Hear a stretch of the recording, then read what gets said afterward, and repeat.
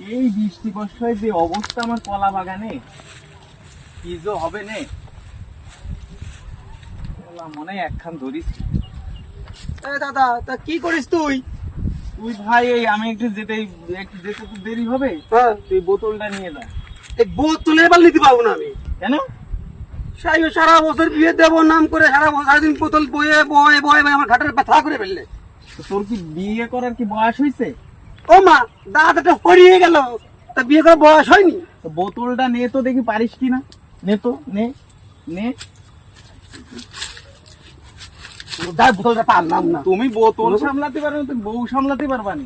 হ্যাঁ, সারা বছরের মতো বোতল বয়ে বয়ে বয়ে বোতল বিয়ে দেবে না, বোতল থাকুই না।